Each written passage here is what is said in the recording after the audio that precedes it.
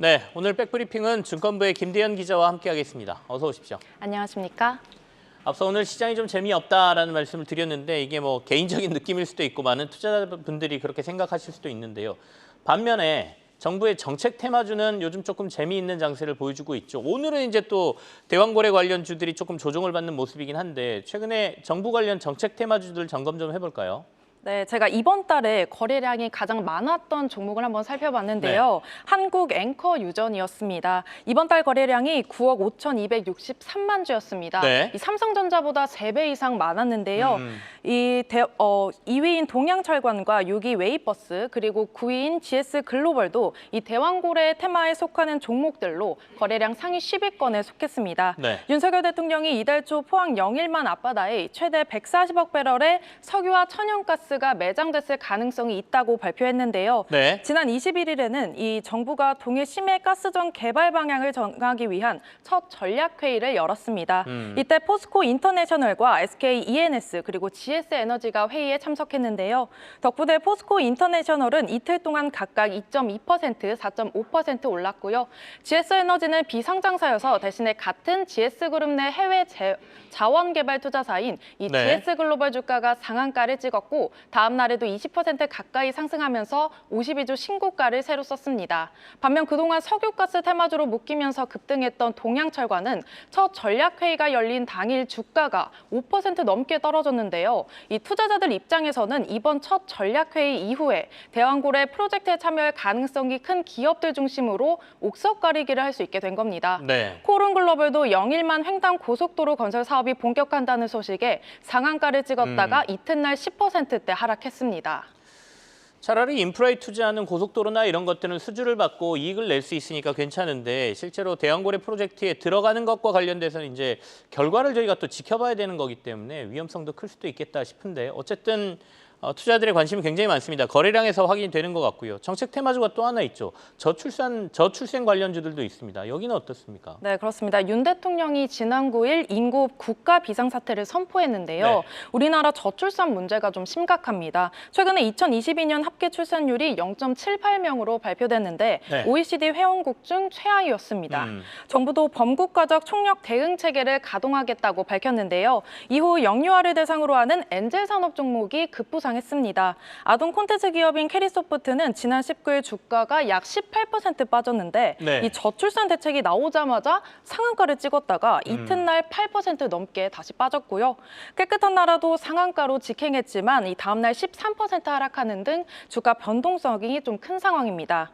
하지만 아가방 컴퍼니나 꿈비 그리고 제로투세븐, 비스토스 등은 장 초반 급등하다가 전북 하락 전환하며 마감했는데요. 이처럼 같은 저출산 테마주로 묶이더라도 종목별로 주가 추이가 다를 수 있다는 점은 염두에 두셔야겠습니다. 자, 국가가 주도해서 하는 정책을 무시할 수는 없지만 시장에서는 어쨌든 변동성이 커지고 있으니 투자자들은 좀 주의를 해달라 이런 말씀으로 이해가 되긴 하는군요. 그래서 그런가요? 테마주들이 들쭉날쭉 하다 보니까 비투 규모도 좀 많이 최근에 늘었다면서요? 네, 맞습니다. 20조 원을 돌파했습니다. 네. 신용거래 융자 잔고가 지난 24일 기준으로 20조 2,477억 원입니다. 네. 올해 들어 최고치인데요. 지난 13일 올해 처음으로 20조 원을 넘긴 뒤에 이 8거래일 연속 20조 원대를 유지하고 있습니다. 지난해에는 2차 전지 종목 위주로 이 투자 열기가 거셌는데 9개월 만에 이 변동성이 큰 테마주 중심으로 비투가 이어지는 모습입니다. 신용거래 융자 잔고는 이 투자자들이 증권사에서 돈을 빌려서 주식을 매수한 뒤에 아직 갚지 않은 돈을 뜻하는데요. 이 잔고 규모가 크다는 건 그만큼 빚을 내서 투자한 사람들이 많다는 의미입니다. 국내 증시가 연고점에 다가섰고 정부가 보증하는 정책 테마주에 주목하는 투자자가 늘어난 것으로 풀이되는데요. 특히 연초부터 5월까지 이 반대금의 금액이 100억 원을 넘긴 날은 4거래일 뿐이었습니다.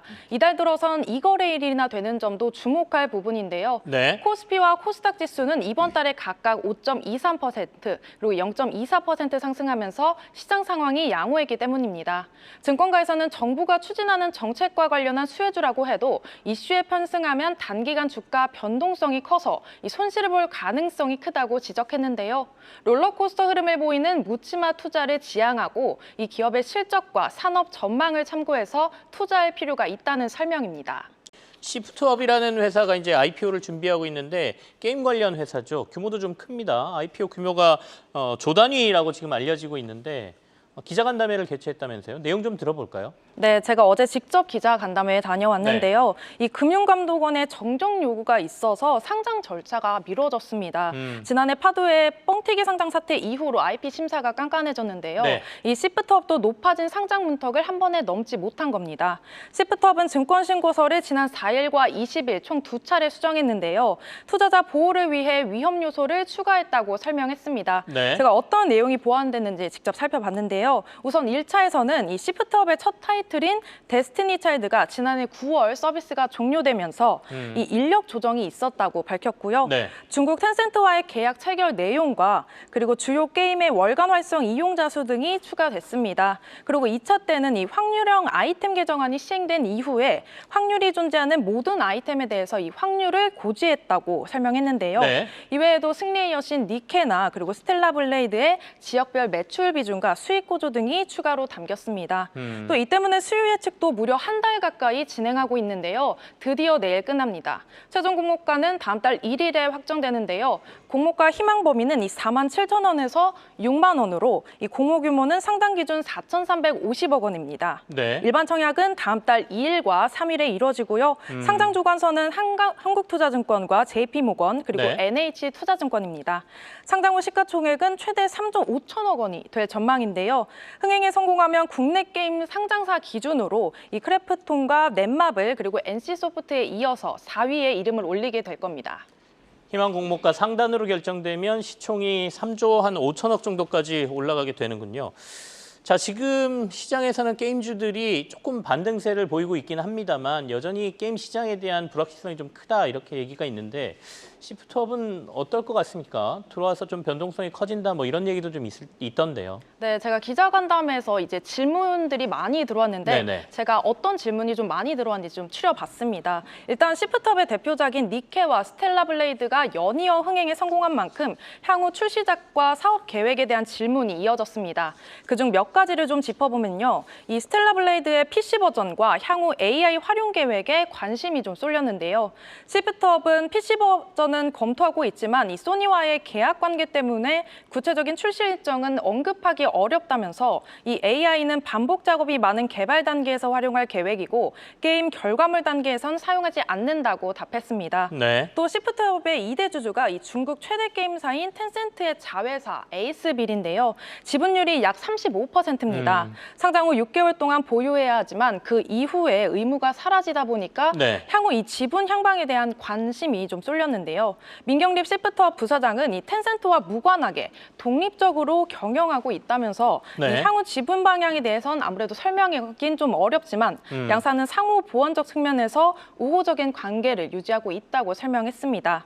시프트업은 이번 공모를 통해 마련한 자금을 니케와 스텔라 블레이드 등 이 기존 IP를 강화하고 현재 개발 중인 프로젝트 위치스에 투입할 계획인데요. 네. 특히 지난해 매출과 영업이익이 전년 대비 각각 155% 그리고 508% 늘어난 만큼 앞으로도 실적 성장세를 이어나갈 방침입니다. 혹시 주의해야 될 부분은 없을까요? 어떤 점을 시장에선 얘기하나요? 네, 시프트업이 세 번째로 코스피로 직행하는 게임사인데요. 네. 증권가에서는 이 부분에 대한 기대감도 물론 크지만 주가 변동성에 대한 지적을 좀 하고 있습니다. 시프트업은 넷마블과 크래프톤에 이어서 3년 만에 코스피에 상장하는 게임 업체인데요. 네네. 시장에서는 서브컬처 개척자라고 평가하고 있습니다. 크래프톤이나 넷마블처럼 향후 주가가 공모가를 밑도는 이 잔혹사가 펼쳐지는 게 아니냐 이런 우려도 나오고 있습니다. 삼성증권은 최근 MMORPG 중심 대형사들의 부진을 고려하면 이 서브컬처 장르의 경쟁력과 일본 그리고 북미 콘솔 시장 내 성과는 밸류에이션 프리미엄 요소라면서도 네. 이 공모 규모가 전체 주식수의 12.5%로 크지 않은 만큼 상장 시 밸류에이션 오버슈팅 가능성이 높다고 평가했습니다. 실제로 크래프톤은 공모가가 49만 8천 원이었는데요. 이 전날 종가 기준 28만 2,500원으로 공모가 대비 76.3%가 빠진 상태입니다. 넷마블 역시 15만 7천 원의 유가증권 시장에 입성했지만 어제 종가는 5만 4,300원으로 거의 3분의 1 토막난 상황인데요. 이와 관련해서 김영태 시프트업 대표와 인터뷰를 진행했는데요. 발언 직접 들어보시겠습니다. 상장 후에도 저희는 게임 개발에 집중하는 모습을 보일 거고요. 지금 현재도 저희 회사 게임들은 한국의 의존도가 약 한 15% 정도이고 그 외에 모든 게임들이 일본, 미국, 유럽 등 이제 메이저 마켓들을 대상으로 하고 있고 전 세계를 아우르는 유저들에게 다가갈 수 있는 그런 메이저 게임을 만들어서 새로운 경험을 제공할 것을 약속드립니다. 네, 오랜만에 시장에 들어오는 조금 대형의 게임 업체이기 때문에 아마 투자자들의 관심이 좀 있을 것 같습니다. 신규 IPO 업체인 시프트업까지 살펴봤습니다. 증권부의 김대현 기자와 함께했습니다. 고맙습니다. 감사합니다.